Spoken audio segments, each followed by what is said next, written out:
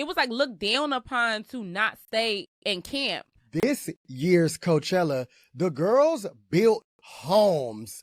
I thought that it was architectural fucking digest on TikTok when people were parking their stuff up at Coachella. I was just like, now how did they decorate this like this? Is this a tent still?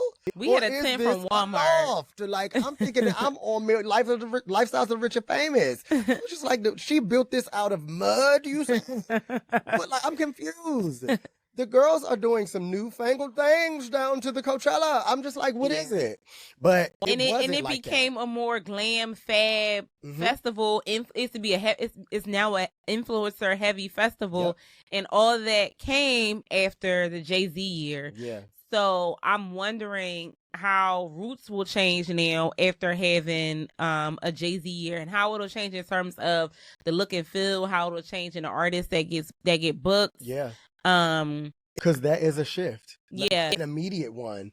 Because the difference between a Coachella, which is never going to be predominantly black, no matter who's headlining, and Roots is going to maintain its predominance as a black festival. They never said the Psyce podcast was too much. Who knows more about music than us? The Psyce is a black podcast spanning all genres with a sprinkle of pop culture and a shit ton of food. We're back. 1, 2, 3. Release them. And by we mean another studio episode. Wow. Y'all, we are back in the game. Professionals. I love being professional. Come on, Clark Atlanta University School of Business. Find a way or what? Make one. Thank you. I'm so tired of knowing this lady. Like, it get to a point. But you know me is me knowing you. Oh. Which is what the gag is. You might have said a word. See? When do it become? I'm forever going to ask that question for myself and others. Until I get an answer. When do it becomes? And I whoop. She said. The car window didn't stand a chance. Come on, Jazz and Masters. Come on, the cast. Come on, the cast. My winner. All Stars 11, 13, 12 probably happening now. RuPaul got a season of some show every day. Love that. A Ruville. Let us host. We should be judges. Imagine us judges on RuPaul's Drag Race. That would swirl. The cast in greater lands. We're manifesting it after we get our Tinashe episode. Oh, come on, the cast. Immediately. Like, immediately. I'm confused why she hasn't yet. If I put her in another reel, if I tag that lady one more time. But we are together again in Philadelphia. Wow, yes. A city. Fab City. Happy 250th to Philadelphia and Philadelphians only. Everybody else say thank you, Philadelphia. Thank you, Philadelphia. It's like, no, I love it here. I'm having a ball. I mean, when don't I have a ball? I was just about to say that. Like I can go to hell and have a ball. That's what's bad. Because he can. It's bad. It's real bad. Michael Jackson. Ooh. Oh, God. Okay. We have to practice not bringing Michael up the same way we practice not bringing Tinashe. Will we succeed? Probably not. But it's a human nature summer. When Madden asked in the group chat, Song of the Summer, or like he said they was playing Song of the Summer, Steph gonna say, what? Human nature? No, he was talking about Spin That. Listen, reaching out. Boom.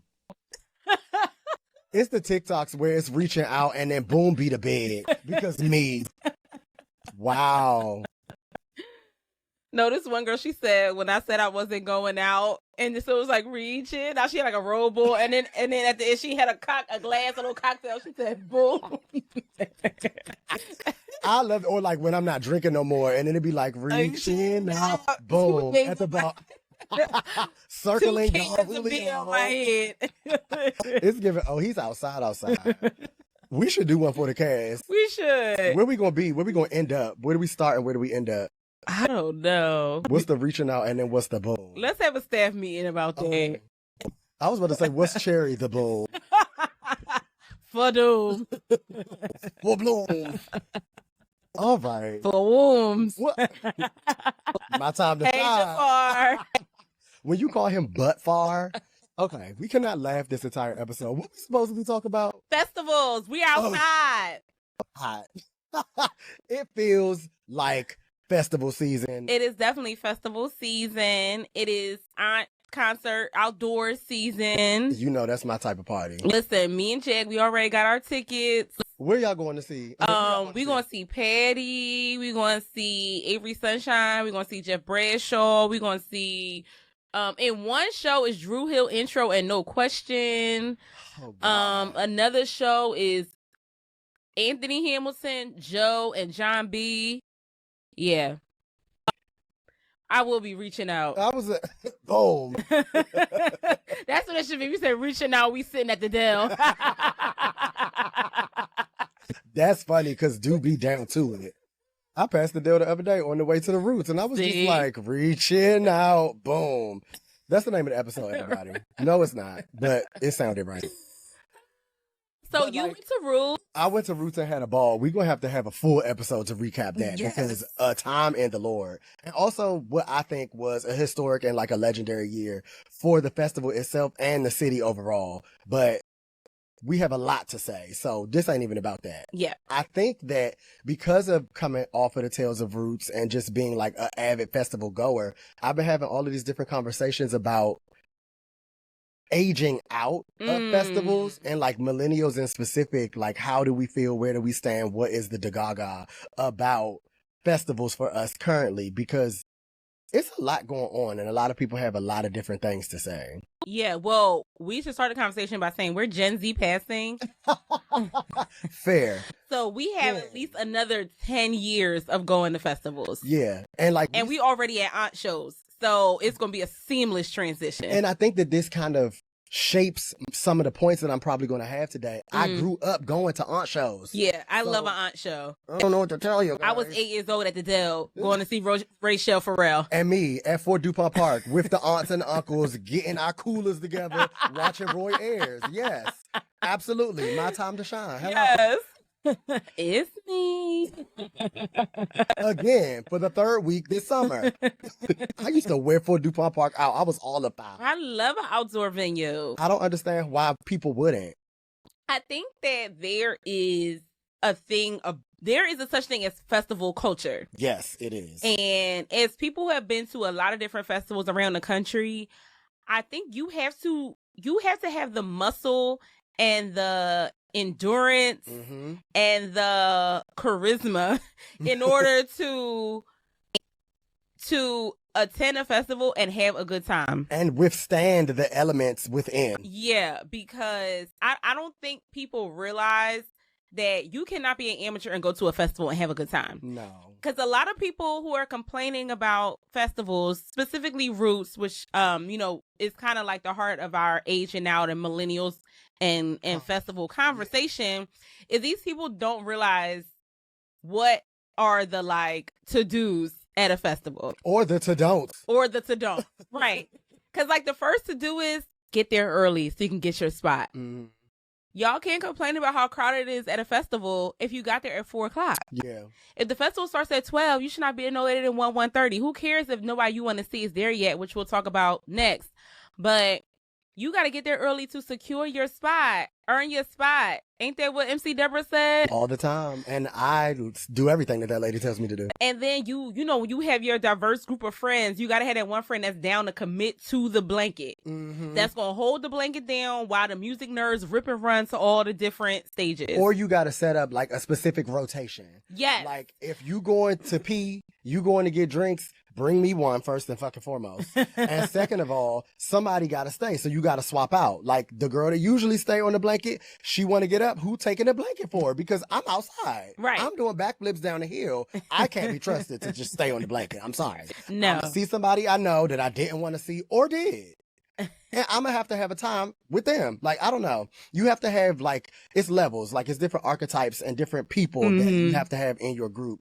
And I'm also a complainer, but I'm not understanding certain complaints that I'm hearing. Yeah. So I'm starting to feel like the conversation is larger than I initially thought. And I have friends who have just flat out come to me and been like, yeah, I love that you are still going to festivals. I can't do it no more. And they might be a little older than me, my exact age or younger. And I'm just like, I mean, I get it. I've had it requires a personality. You have to have a certain personality. Yeah. I can't say I've never been like, nah, I'm too old. I don't think I'm too old for nothing. I just don't feel like that. But we're Gen Z passing. That's the name of the episode, actually. Gen Z passing. No, I would never say I feel like I'm too old, but I have felt like I don't feel like it, or like I exclusively am wearing Rick Owens. That's not an all-day shoe. You know, like my feet hurt. I can't be at like, I don't know. So maybe I have to make my own accommodations, but I have had thoughts of maybe I'm not going to go to that many festivals anymore. I can't be trusted to not go to any. Yeah. But we're, again, like I said, we're festival people though. And so like, so let's get into like some of the complaints. So I think of one complaint that I hear a lot more. So we want to state the complaint and then kind of give our like, as festival people to do to don'ts. Yeah. The first thing people say is festivals are expensive. I want to push back on that. And the way I push back on festivals being expensive is y'all know I am very particular about money and how I spend my money. Well, maybe y'all don't know that, but I am. You've said it on the cast before. Oh, well, I might got some new people here. We don't know. But I do a cost by artist analysis. Yeah. No, you're really good at it too. So like, if Roots costs $250, which it does for general admission, which you don't, wait, let's go back. You do not need to be in GA Plus or VIP to go to a festival, because most festivals you're not getting really anything better. Like the only festival I think that I know that I've been to that does VIP really well is Camp Flognaw, because the last year I went, if you did VIP, I didn't do VIP, but you got a blanket.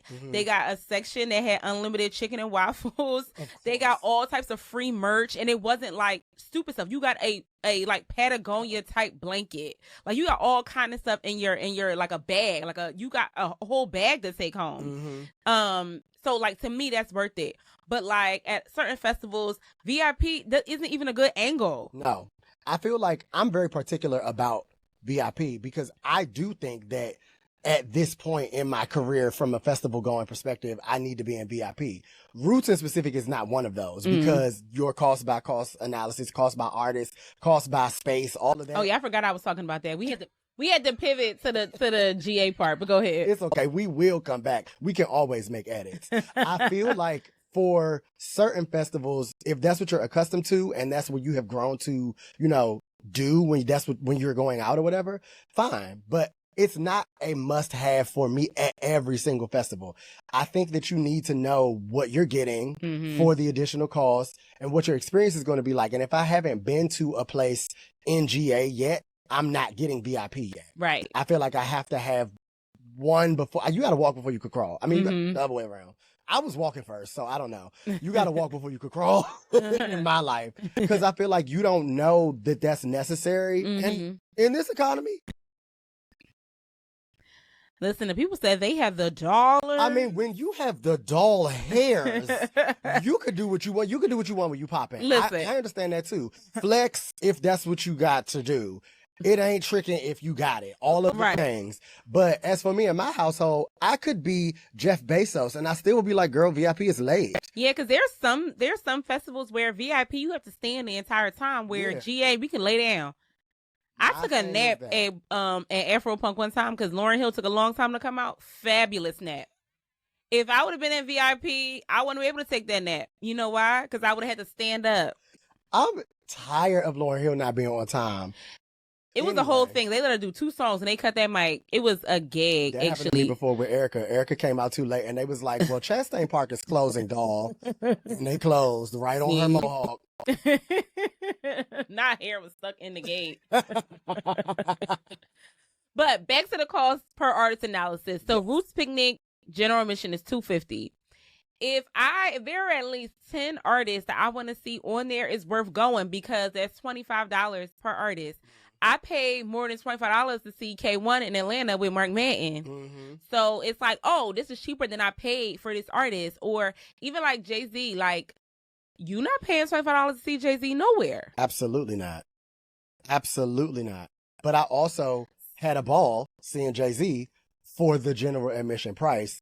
at this specific concert. For $25. Now, if I was in DC at Broccoli Fest, I need VIP because I know what it comes with. I know how they act in general admission, and I know that DC, what you mean how they act? It just be a lot of riffraff and shimshaw, and I just don't have time. Oh, they be fighting and stuff? No, I mean DC ghetto, but it's not giving that. Well, you was like, I was like, it gave like they be fighting. I feel like Broccoli Fest for the type of artists that come there on the like the later end, like more towards now than how it began. Those artists bring out a crowd that I don't have time for. Oh, like Mashi and doing all that stuff. Like Gotcha. y'all too young. Yeah. Like I might look like I'm y'all age according to Steph and my brain, but I don't need to be out there with y'all. Yeah. Hell with you. No, sing Van. Fine. And I don't know. Now I'm accustomed to going there. Same with One Music Fest. The bathrooms are fab. One year I went to One Music Fest in Atlanta, and I seen a porta potty that was like decadent. It was like it had steps to go in. It was like 2 mirrors, 2 different sinks. I was about to say, would you wash your hands in? Sinks. 2 sinks. They had multiple stalls. I was like, is this somebody's RV? Like I had never been in. It was GA or that was VIP? No, this was VIP. Oh. In GA, I'd be scared to use the bathroom. At One Music Fest. Do they have bathrooms there, or is it just porta potties? It's just porta potties. So yeah, like you have to think about. But that's another thing. I was going to, when I was a Coachella girl, I would just hold it all day. Yeah, I held it every week. I mean, everybody. You got to learn how to make your body do stuff. You got to be festival ready. But that's the thing. That don't eat. About. Only drink water. You know, I don't have a problem with not eating. I ain't want to do that. Like anyway. there are tricks to the trade. Why are you eating a burger and fries? I'm not. Well, I don't know. The man though had fabulous bathrooms. They have, because it's a park as well. Yeah, so they have regular bathrooms. Yeah. But on the side that Roots was on this year, it wasn't given that. But on a Porsche potty, I'm not eating. I'm not going to that part. Like I definitely walked Andre to the bathroom and stayed outside. Yeah, I don't like Porsche potties, so I just hold it till I get home. Not Porsche. Shout out to Real Housewives of Atlanta. But yeah, definitely do your cost analysis. Because when you really break it down, it makes the festival worth it. Mm-hmm. And I think any festival you can find that's 2 days, that's less than $300, even if it's $300, that's a really good deal. Because we're living in a world now where life. Because listen, why are 200 level section seats $150? You get what I mean? Mm-hmm. So I definitely don't feel like festivals are that expensive. Plus, you can put them on Klarna, everybody. Am not above a 4 easy interest free payments. What do you mean? I would put myself on Klarna if I could. 4 bookings. 4 bookings. I don't have nothing to sell. But yeah. I think also too that as we're talking about the cost per artist, that like when we're talking about Roots, so when Roots, we can say this about actually a couple festivals, but Roots or like an Afro Punk, when they first started, it was definitely for the music nerds. Right. Like if you did not know who Tune Yards was, you would not have a good time at Roots back in the day. Yeah, it's very. Well, we were having a ball because we love Tune Yards. Shout out to Tune Yards. She did the score for I Love Boosters. Shout out to Meryl. A movie that I need to go see or else. It's a fight to the death. This is separate and apart from whatever we talking about. But I need to spend like a day at the movies. I have several things to see. I'm gonna just buy one ticket and then hop around. Don't tell nobody. I mean, it is $6 a day at PFS, so you ain't saying nothing but a word. But to your point about music festivals losing the plot a little bit, it's not for the fans. It's not for the nerds. It's not for the lovers anymore of music. It's more like business related, and it's business and personal. I keep saying it on every episode until I'm tired of listening to Lotto. But I feel like the money grab of it all shifts who comes and it shifts who shows up artist wise. I feel like there's a lot that can be said about a crowd of people going to the same exact festival per headliner. It changes. I would say even at a 2-day festival, Jay-Z one day, Erykah Badu the next, the crowd was totally different because towards the end, some festivals will offer 1-day passes, or they'll have a situation where somebody might have just didn't go the second day, gave their ticket away. It could be a myriad of things. And who are these people? That's what it gives. Like, it's just like, this is not the normal goer for whatever that festival is at the heart of that festival, if you know. It's just interesting to watch.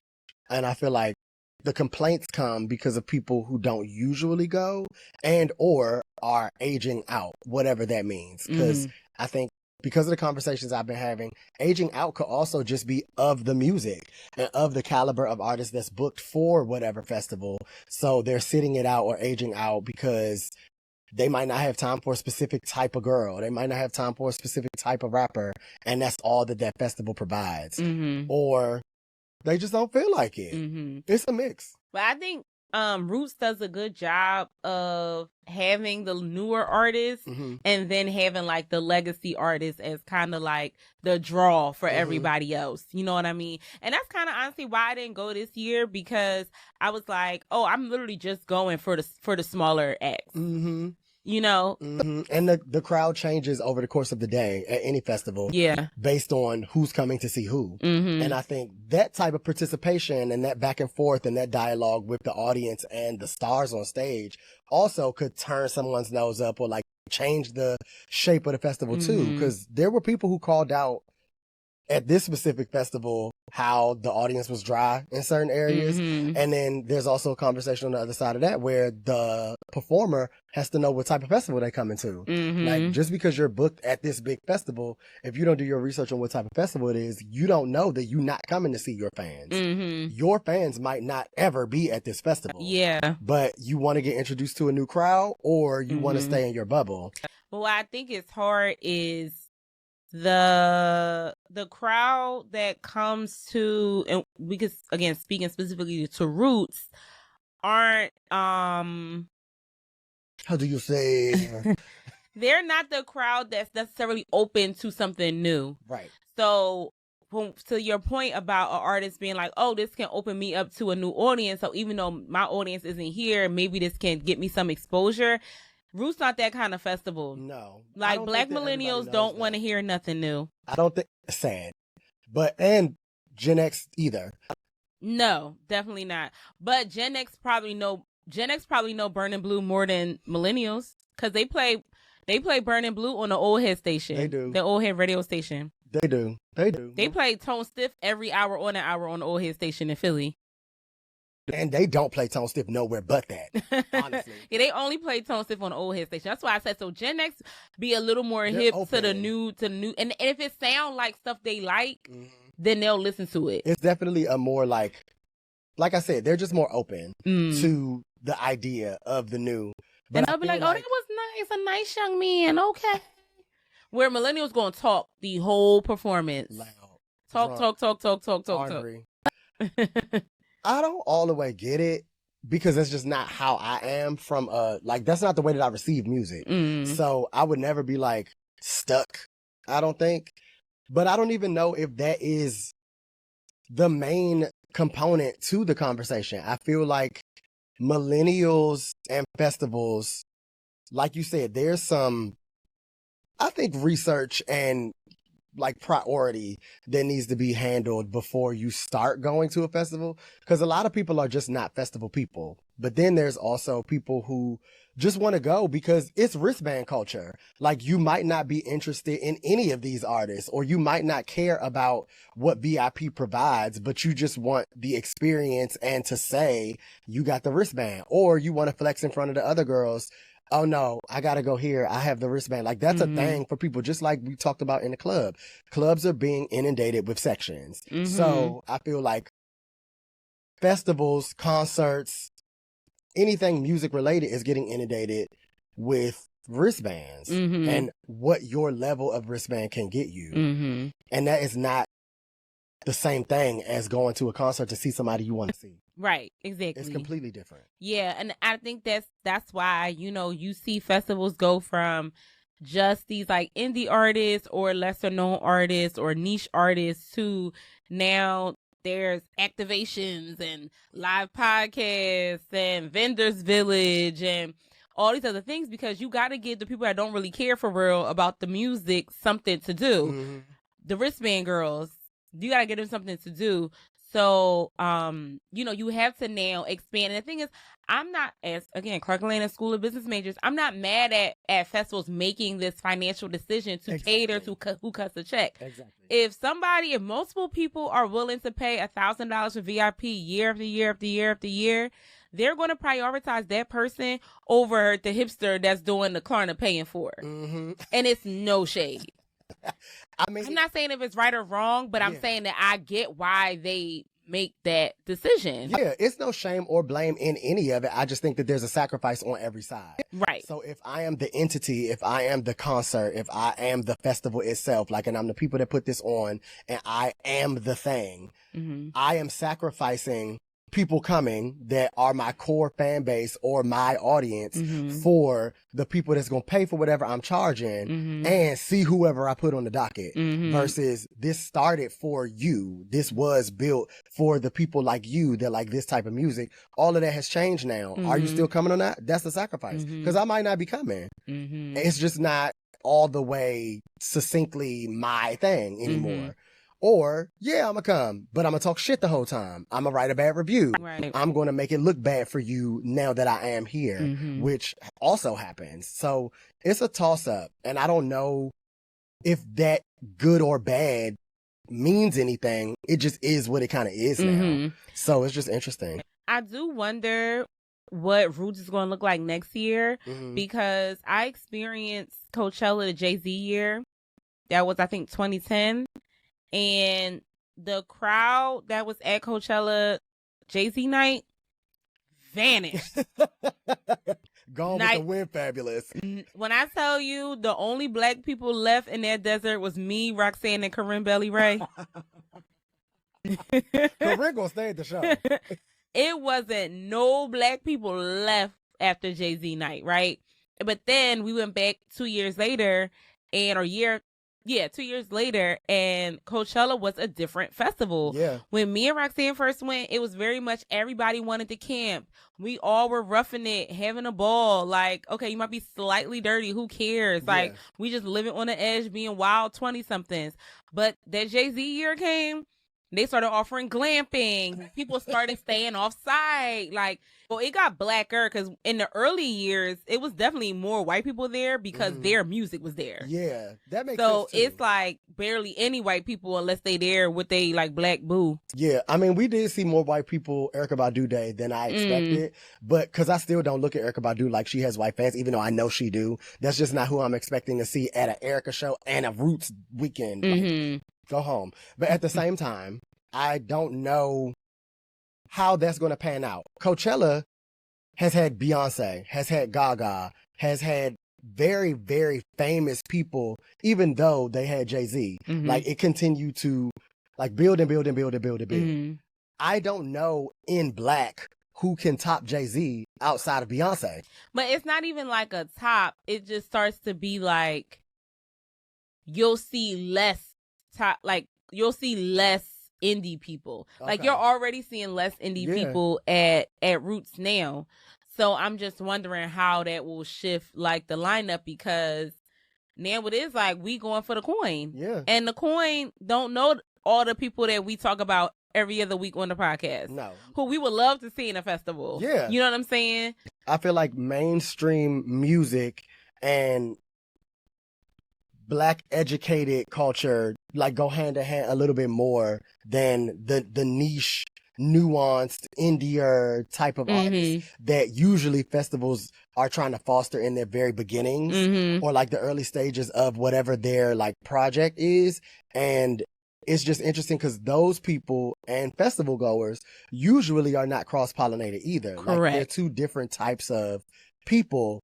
So all of that is in summation why I feel like there is this age out conversation, because there's certain people on the earlier side who were hardcore festival goers who have gotten to a certain age, and a certain age being like mid 30s and being like, I'm good. Well, I think a lot of people that got on festivals early don't go anymore because it doesn't cater to, it doesn't cater to the indiness of it. Yeah. You know what I'm saying? Like, I was going to Afropunk early too. And once the like kind of like black professional crowd started coming to Afropunk, it changed the whole look and feel vibe of the festival. Like it just wasn't as fun. I don't think Roots is less fun. No, I had a ball. But I do feel like the look and feel is different. The look and feel is different, and I think that the look and feel is different annually now that I went this year, depending on who the headliner is. Correct, exactly. I didn't notice that Mary J. Blige year. I didn't notice that Usher year, Fuji's year. But I feel like you don't feel like it was different crowds depending on. I feel like for this specific year, it wasn't as youthful in audience. And by youthful, I mean my crew was probably the minority of people our age there. It was a little older than even before. And I think that Roots already skews older. Yeah, it's definitely an older festival. I'm used to the aunts and uncles of it all. Like, I live for that. But I think that the Jay-Z old of it all is a little different. Yeah. Like, you know me, I'm usually running into people. I'm usually saying hey to the girls. That happened, duh. But it wasn't as frequent, and just the sheer amount of people this time, right? Yeah. Because I definitely know people that were there and like looking at my content that I posted or whatever, and they're just like, you was here? And I'm just like, nigga, you was here? Because I was there. But I don't know. It's different based on headliner. It's different based on the shift that we're talking about. And it's also different based on what people are going to put up with. I really think so. Like, you can't look at Gen X and beyond and be like, they not going, because they be outside. Yeah, they love an outside soiree. And that's why I think millennials need to stop trying to be upper echelon and just start going to aunt shows. Because I think the big thing is like, they don't want to sit in the grass, but they don't want to stand up the whole time. They don't want to rip and run between stages. So you know what you need to do? Stay home. Oh, okay. You need to get you a ticket to that concert. They got Drew Hill, Genuine, SWV, En Vogue, and Tank on it. Tank will find a way to make one. He think he went to Clark. Go to that 6-7 act show and get your seat. You can have your cocktail and you don't got to worry about no grass. But I think they think that's too ghetto. But it's like, but that's the experience that y'all want. Y'all want 90s R&B. Y'all 90s R&B only. Right. Nothing new comes their way. So it's like you can go see 90s R&B, you can sit down, and you can also have drinks. So I think that instead of being like, you know, bad mouthing Roots picnic for whatever Roots is doing, just bite it and just go to the place that has the vibe that you're looking for. And I think it's not as ghetto as they think. We be having a ball at the aunt shows. Steph, we are ghetto. Oh. I feel like that is a distinction that I was about to make. I think that we sit in a specific place, and I just don't want to be the bridge over everybody else's troubled water as a podcast. Like, me being ghetto, but me also being educated, college graduate, all of that type of stuff shouldn't make me understand every side or see both sides like Chanel like I do. But I feel like there's certain people on both sides that don't understand the other point of view. Like, what makes those shows ghetto? Because the old heads are there and you don't want to go to like what your mom and dad do and like they ghetto to you, so you want to be above the program in that regard. Like, tell me. Or are you like at a lack of the type of experience that you want, so you just outside doing whatever everybody else is doing? Because I'm just like, what satiates the need that you have, and do you know what that is? Because I would never call the grouped up R&B legacy show tours, whatever, ghetto, but that's because I know I'm gonna have a ball. But I also grew up, we talked about this earlier, I grew up going to them type of shows as the only kid in the group. My mom took me everywhere, so I'm always with the aunts, seeing Roy Ayers, seeing Patty, seeing Shaka. I live for it. And those shows are no less professional than anything else. Like, especially now, the show say it started at 7.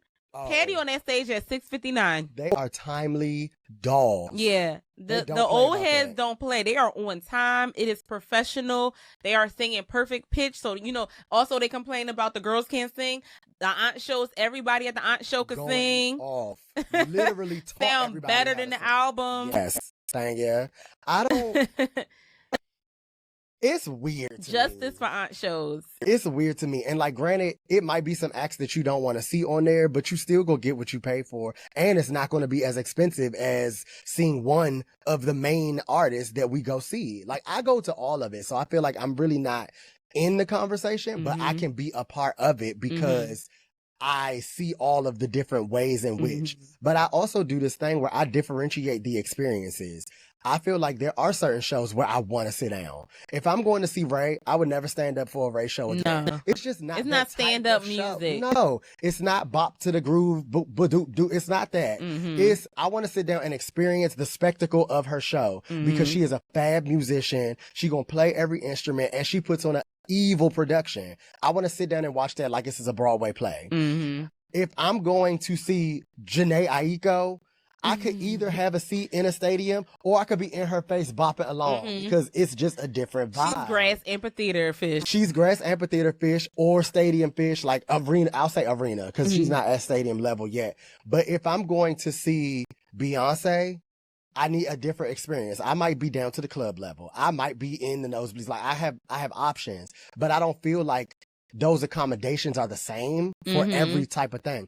I'm even different when it comes to festivals. My Roots experience is specific. My Broccoli Fest experience is specific. When I go to Coachella, it's going to be specific. I don't have like, well, I need to be in VIP everywhere I go attitude because everybody VIP ain't even the same. Have you been outside? Some people's VIP is worse than the regular shit. Like, I don't want to pay extra for this. Can't get jiggy with that. Right. I can't get jiggy with the shit. So I don't know. Because I'm able to do that and because I have that kind of history with going out to music venues and just like my lexicon is a little broader when it comes to the language that I have and the intel that I have on outside experiences. I feel like I can judge differently. And I'm still going to complain about something, but it doesn't necessarily have to be because of the experience, because I've already set it up in my mind how I want this to be for this tailored whatever, Roots, Lollapalooza, Pitchfork, Gov Ball. Like, I know what I came for, and I know how I want to operate within that space. Yeah, yeah. So do you think it is possible? No, it's like, no. I mean... for a festival to maintain its ethos as it grows? Do you think that do you think a festival needs to shift and change their ethos in order to grow? I think that a perfect balance has to be struck. Like, but I don't know if anyone is successfully doing that.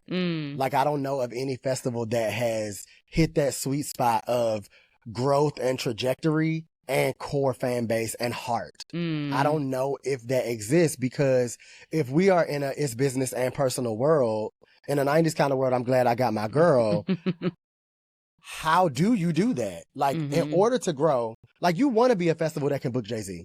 You want to be a festival that can book Beyonce. Like, should be on your mood board. That should be on your vision board. That should be a goalpost. If you want the funding, if you want the coin, if that is where your mind is going to go business-wise, then you should be looking to those levels of stardom. But that comes with a sacrifice, like I said earlier, of your core fan base. Because what a Coachella started off as is not the Coachella that Beyonce performed at. Right. It's just not. Right. And it's nothing wrong with that because of the growth. But you do have to understand that it's going to take a toll on the festival itself. Well, I think that, to your point, festivals have to be honest about what they want, right? Because you can't be like, we're anti-establishment, and then go for like have a super mainstream, headliner 10 years after that. Like, what do you mean? Like, I like people that put their nuts on the table and be like, yeah, we gonna be lit. Like, we gonna be a coins up festival. Yeah. I hate the girls to be like, no, we're grassroots. And then it'd be like a whole other thing a few years later. But I will say, I think Camp Flog Gnaw is the only festival that I can think of, and maybe like a Bonnaroo that have like stayed true to their core. And I've been to Flog Gnaw twice. But But the only reason why I probably won't go back, even though I think Flog Gnaw is that festival that keeps its indie feel and keeps the cool kid feel. That's the other thing too. Like all these festivals started as cool kid things, but now they're like mainstream, kind of like boring millennials that wore like suits in the club things, right? But you can say that about literally everything. Yeah, in life right now. Yeah, everything is like that now. So, but Camp Flog Gnaw, I think, still feels the same as it did when it first started. But the only reason why I probably won't continue to go back is because you aged out. That's the festival I've aged out of, not musically, but when I was 30, I felt like an old lady, and I went by myself that year. And maybe I would have felt different if I was with a group, but I was like, oh my God, there are 18-year-olds trying to like be friends with me. And I've had enough. And I'm 30, and it's like, and I'm feeling my age, even though all the artists that perform their whole lineup are all artists that I actively listen to because our ears are Gen Z passing as our faces. But I was like, I'm surrounded by teenagers. Yeah, I never want to do that. And I don't want to be surrounded by teenagers. No. I don't want to be surrounded by 21-year-olds and 22-year-olds. But I even come across that at parties. The parties with the best DJs that I like going to, nobody there is over 25. And I gotta go and like zone out and just like try to like not hear conversations. Because I'm like, oh my God, I'm the old bitch in the club. And that's how I feel at Flog Gnaw. So I'm like, man, I wish there was a festival that had the cool artists that Flog Gnaw has, but it's an older crowd. Because I would feel more comfortable going to that and not feel just like an old hag. I feel like, and I've literally, while you were talking, thought, oh, I know why. Camp Flog Gnaw is probably always going to be able to maintain that energy that you're speaking of because it's artist led. It's Tyler the Creator's festival. He's not going to let that die no matter what the business looks like on the back end because he is the music as well. I don't know if these corporations are able to withhold that from sponsorships, from activations, from all of these different things that make their festivals bigger and draw out a different crowd with more money because they're not at their heart about the music in a way that an artist would be. So that's a great example simply because of Tyler. Because even his activations were on brand. Like there was like rides. They had like Ferris wheels and like the old school like rickety carnival games. But that is on brand for Tyler. So yes, it is an activation, but it has the same. It makes sense. Yeah. I don't know about these other girls being able to do that. Like from a business perspective, I feel like if you dangle the right carrot, it's going to give, well, looks like we're booking Gaga. Which fab? I want to go. But I also understand that Gaga was never in the books for what you were trying to do when you first set out to do whatever this is. And it's almost to the point where the sponsors are starting to have their own festivals. Like Wireless is a business. That wasn't a music thing first. Wireless is literally a company. And now they have a music festival. So the opposite end is happening. And I think that that's causing some of the age out as well. Cause it's just too much to keep up with.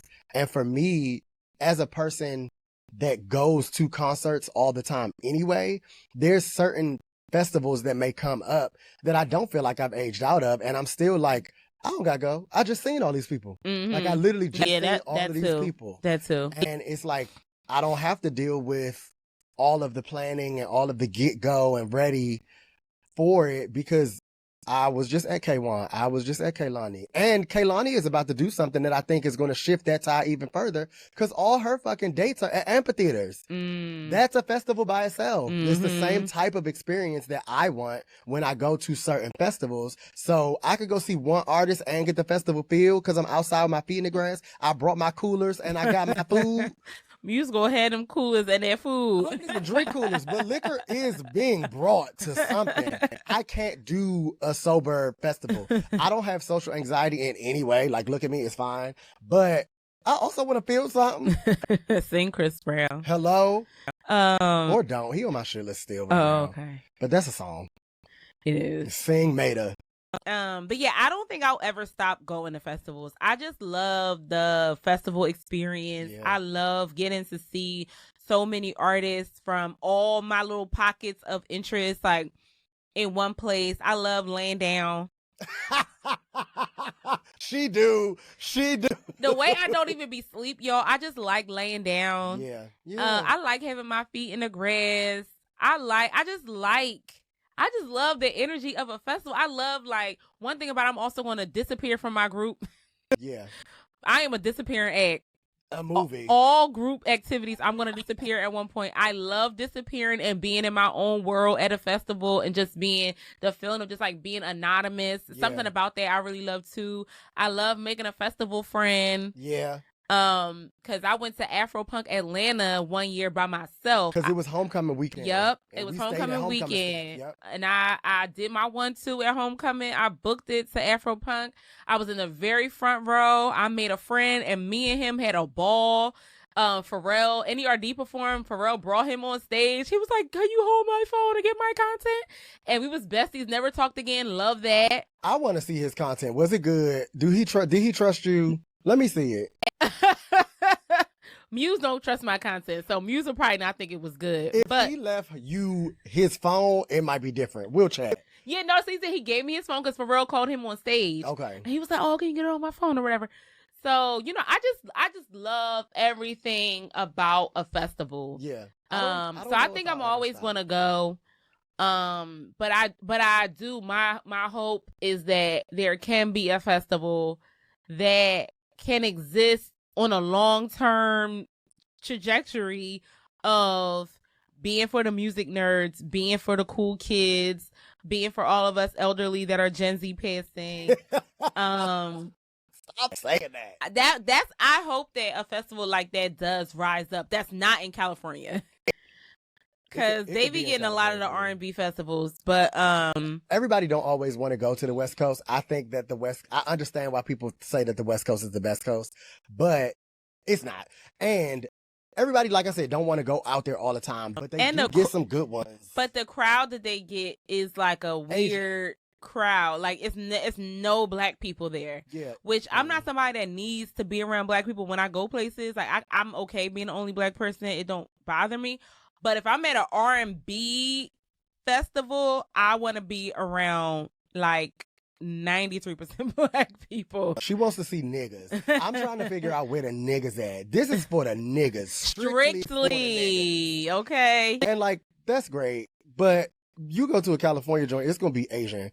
And yeah, it's all Asian and Latino, which is fine, but it's totally fine. But it's a different experience because like they didn't grow up like it's just a different experience. Yeah, because some of them low riding like yeah, Latino that's culture, why I said they did grow up with they those got as songs. much Anita Baker and they growing up as yeah. That's why I stopped because I was like, no, let me not say that. But it is a different experience. It is a different feeling. It is. Than when you're at a festival, an R&B festival with all black people. Yeah, I just think that the conversation coming to the podcast meant a lot because there are several different ways in which and reasons that people might be aging out that are around our age. Mm-hmm. But I don't think that we will ever stop being festival people.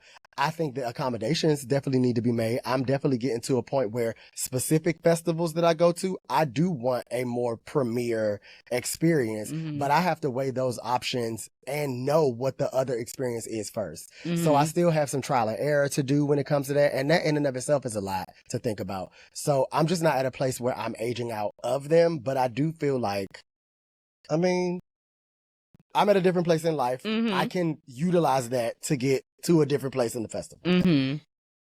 Roots ain't one of them. Oh no, I'm fine with Roots as is. Yeah, we staying in that grass. Yeah, like or else. That's how I want to see that. So I don't know. With that, I guess we can open it up to you guys. Let us know in the comments what the girls think because. We'll see. Yeah, what's some of y'all favorite festivals to go to? What will be your dream festival lineup? Like, let the whole know. Like, just tell us all your things about festivals. You want to hear from y'all too. And if y'all want to meet up at some festivals, let us know. Oh, if we met during Roots. Shout out to y'all. I had a ball with everybody that I met. The people love this podcast. Oh, really? You was meeting some co-hosts It was giving this meets year? and greets this year. Really? I forgot to offline with you. I didn't do a good job recapping that, but we're going to have a full episode for that. Oh, I love that. Yeah, shout out to the cast. And sorry, y'all, that was expecting to have a cookout this year. If I'm not at the festival, I'm not having a cookout. Because the way everybody was calling me, it was like, I know you're not going to the festival this year, but you having a cookout. No. Oh, one of your homegirls came to me. She was like, I know you don't know me, but I know you. I'm Steph's friend. Is she here? I was like, she said it was a chop, love. And you know what? And this not to close up, but I just want to say, I'm actually don't feel no way tired about not going this year because once that schedule came out, and I saw that everybody I wanted to see was 334, 435, and they were all at completely different stages. I just had knee surgery. How am I running between these stages? Stephanie just had a BBL. She can't make it. Like, how am I supposed to be ripping and running and doing all of that carryings on? Yeah. I don't know the ADA layout of the place. So. I do, because that's why I was looking for Evan and Brian at. I was like, ain't y'all about an ADA stage? They wasn't. See, so I got my content of Corinne Bailey right, and I kept it pushing. So yeah, I missed the Roots this. I did not go to the Roots this year, but I did not miss the Roots this year. But I am looking forward to going next year because that is one of my favorite festivals, and I've been going ever since the very first one. I maybe only missed 2 or 3 in its entire history. Being with my group, shout out to Jess, shout out to all of my homegirls, shout out to Andre. That was great because I remembered when I started going, because I met Jess for the very first time, I think, at a Roots picnic. Oh, okay. And it was the year that Nerd did, not Nerd. Yeah. It was when Corey ran into the crowd and we never saw him again for the rest of our life. They did She Wants to Move, and I model walked like it was a fucking... That was also Jeezy year. Yes, and we was all going. Yeah. That was when I met Jess. So shout out to remembering all of that and being reunited with that group, because I met all of those girls then and just didn't remember that. Mm-hmm. So that was nice. But I also just, I don't know. I'm never going to stop going to festivals, y'all. I'll be there. Festival season forever. Yeah. So y'all know where to find us as usual. This is the Psyce Podcast. Tell a friend to tell a friend. Tell your mom, tell your dad. Like, comment, subscribe. Whatever all of the things are, it's so many. Just smash that notification button or notification if you're a raindrop. Shout out to Carlos King and all the raindrops. I love being a raindrop. Yeah, that. Do all of those things. And on one of these future episodes coming up soon, we will definitely give our full Roots recap, and we can listen to Stephanie's thoughts on all of it, because can't wait to hear from a true Philadelphia herself. That's going to be fun. Wow. No spoilers, because I already know what's going on. No spoilers, but Kalani, you a fool for this one. And a fool in a good way. Yeah. Complimentary. Yeah, that doll world. Like, she is... We'll chat offline. See y'all on the next episode. Thanks y'all for coming out. God bless you.